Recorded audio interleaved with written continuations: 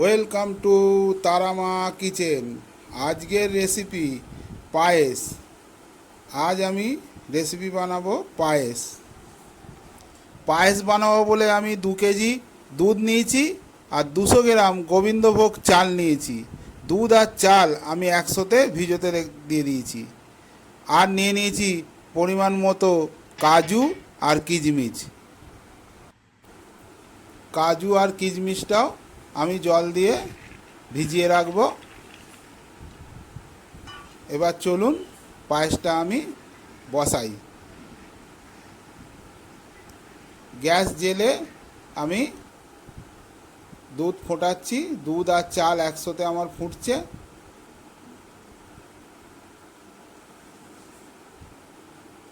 দুধ আর চাল ফুটুক।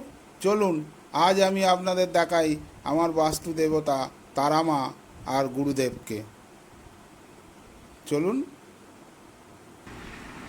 এই হচ্ছে আমার বাস্তু দেবতা মা তারা আর সিদ্ধিদাতা গণেশ, মা লক্ষ্মী, সাই বাবা, আর নিচে আছে আমার গুরু শ্রী শ্রী ঠাকুর অনুকূলচন্দ্র। ঠাকুরের পাশে বড় মা আর ঠাকুরের অন্যদিকে আছে বড় দাদা। এইটা হচ্ছে বড়দা আর এইটা হচ্ছে প্রধান শ্রী শ্রী আচার্য দেব দাদা। এই হচ্ছে আমার ঠাকুর।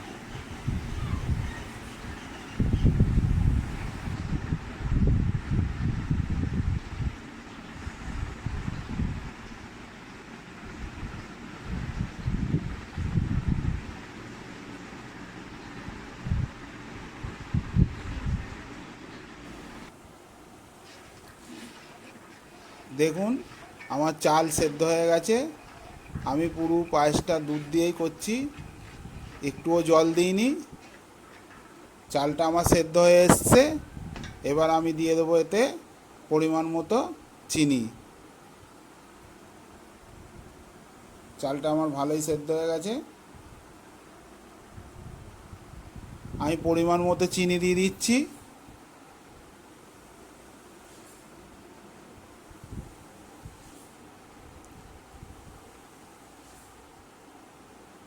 পরিমাণ মতো চিনি দিয়ে ভালো করে পায়েসটাকে নাড়ছি।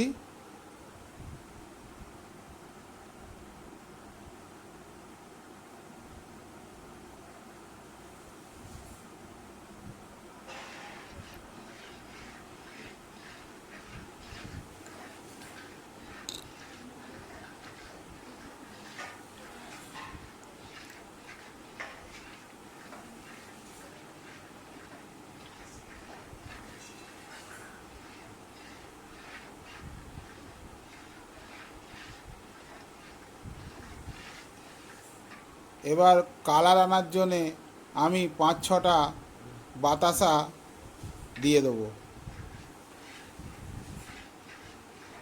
বাতাসাটা দিলে কালারটা একটু চেঞ্জ হবে। বাতাসা ওই জন্য আমি দিয়ে দিলাম।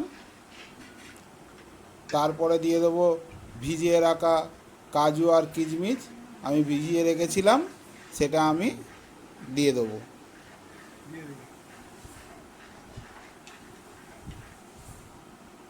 কাজু কিশমিশ আমি দিয়ে দিচ্ছি।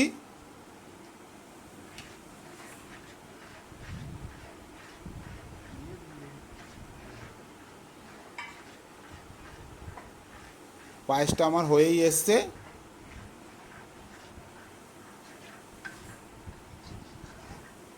কাজু কিশমিশ দেওয়ার পর দেখুন কিরম হয়েছে।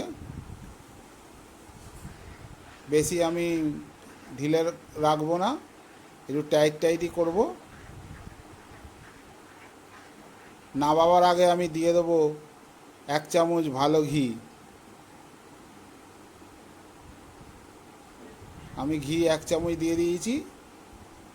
দিয়ে পায়েসটাকে নাড়াচাড়া করে এবার আমি নামিয়ে নেব। রেসিপিটা যদি ভালো লেগে থাকে অবশ্যই কমেন্ট করে জানাবেন আর চ্যানেলটাকে সাবস্ক্রাইব করে আমাদের পাশে থাকবেন। দেখা হচ্ছে আরও কোনো নিত্য নতুন ভিডিও নিয়ে। সবাই ভালো থাকুন, সুস্থ থাকুন, আর আমার চ্যানেল দেখতে থাকুন। দেখা হচ্ছে পরের ভিডিওয়। নমস্কার।